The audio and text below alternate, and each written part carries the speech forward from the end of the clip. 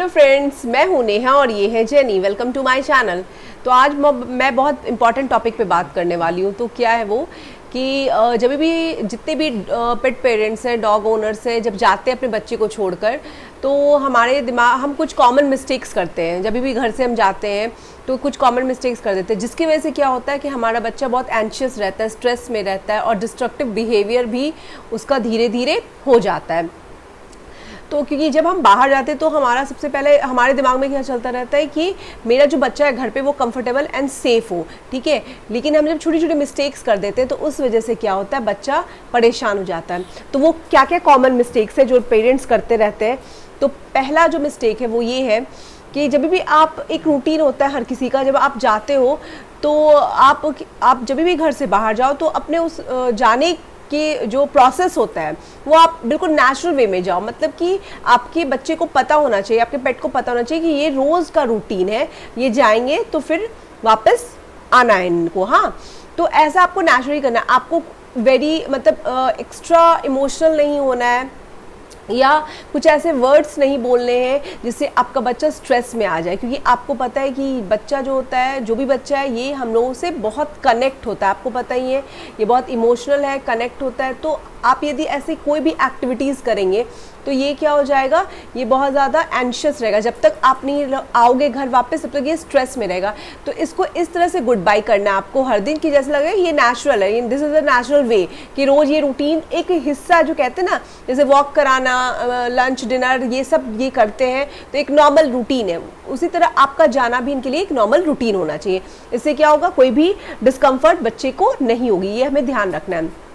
Second जो है, आप जब भी घर से प्लान कर रहे हो कहीं भी जाने का, 5 आवर्स के लिए, 4 आवर्स के लिए या 6 आवर्स के लिए, तो उस टाइम पे आपको अपने बच्चे को फिजिकली बिल्कुल मतलब टायर्ड कर देना है, मतलब थकाना है। थकाना मीन्स ओवर नहीं थकाना है आपको ऐसा थकाना है, क्योंकि एक ये चीज़ है कि जो टायर्ड डॉग होता है वो हैप्पी डॉग होता है, इन द सेंस जब वो थकेगा तो वो रिलैक्स होके फिर सोएगा, ठीक है।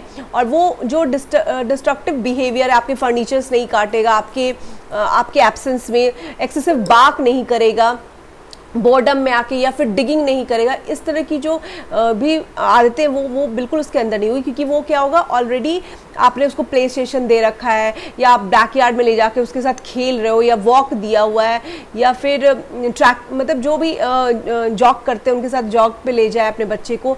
तो ऐसा जब आप फिजिकली उसको थकाओगे तो वो बिल्कुल हैप्पी रहेगा और किसी भी तरह का डिस्ट्रक्टिव काम घर में नहीं करेगा और ना एंशियस रहेगा, बिल्कुल खुश रहेगा।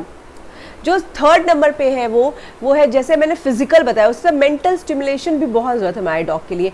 आपको जाने से पहले हमेशा कोशिश करना है कि अपने बच्चे को मेंटली किसी चीज़ में इंगेज करो। अब मेंटली कैसे इंगेज कर सकते हैं हम? मेंटली कैसे इंगेज कर सकते हैं हम? इसको कोई ऐसा टॉय दे सकते हैं जो मेंटल स्टिमुलेशन हो, या फिर ऐसा कोई पजल्स दे सकते हैं, जो डॉग पजल्स वगैरह मार्केट में अवेलेबल है, आप सर्च करोगे आपको मिल जाएंगे।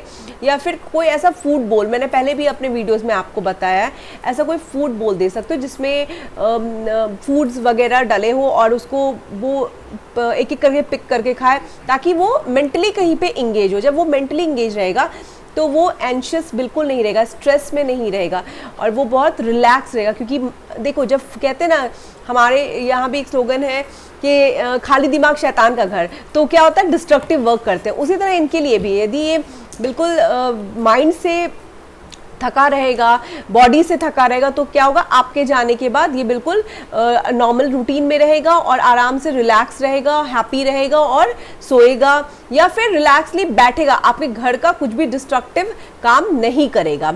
अब जो मेरा फोर्थ है वो ये है कि जब आप जाते हो एंड आपका आने का या जाने का टाइम फिक्स नहीं होता है, आपको पता नहीं कि आप कब वापस आओगे, अभी आप जा रहे हो, तो आपने क्या ध्यान रखना है दैट टाइम पे। यदि आप लॉन्ग आवर्स के लिए जा रहे हो, आपको लग रहा है अभी आना मेरा पॉसिबल नहीं है, तो अब इनको भी तो आपको वॉशरूम वगैरह से फ्री करवाना है।